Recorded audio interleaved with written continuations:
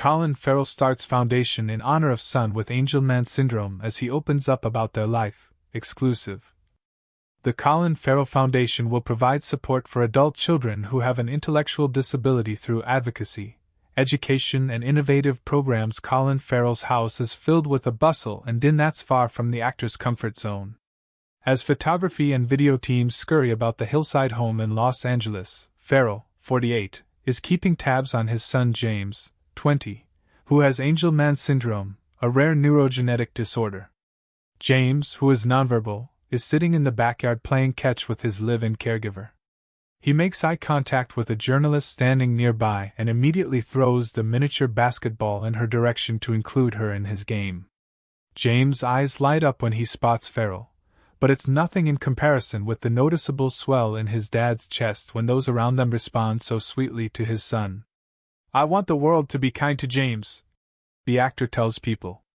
"I want the world to treat him with kindness and respect."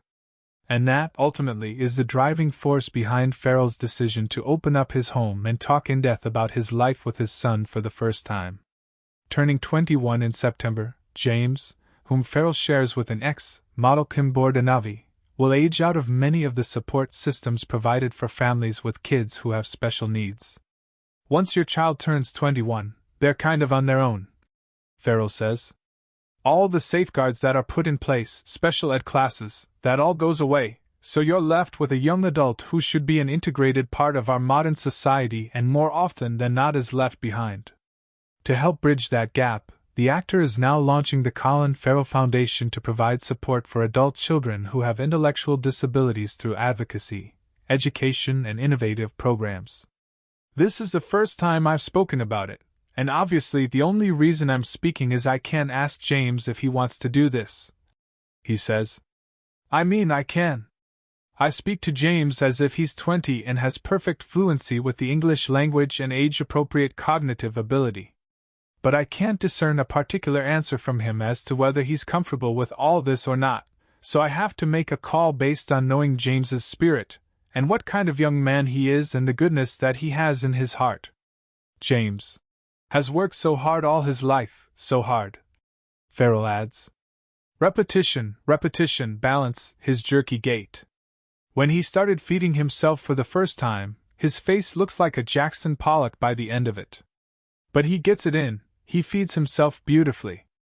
I'm proud of him every day, because I just think he's magic. As for the foundation, Farrell has, for years, wanted to do something in the realm of providing greater opportunities for families who have a child with special needs, to receive the support that they deserve, basically the assistance in all areas of life.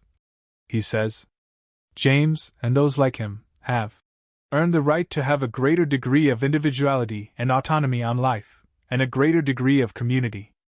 For now, the actor chooses to believe that if James knew getting his photograph in the back garden with me, which is not my favorite thing to do, if us doing this could help families and other young adults who live with special needs, he would say, "Dad, what are you talking about?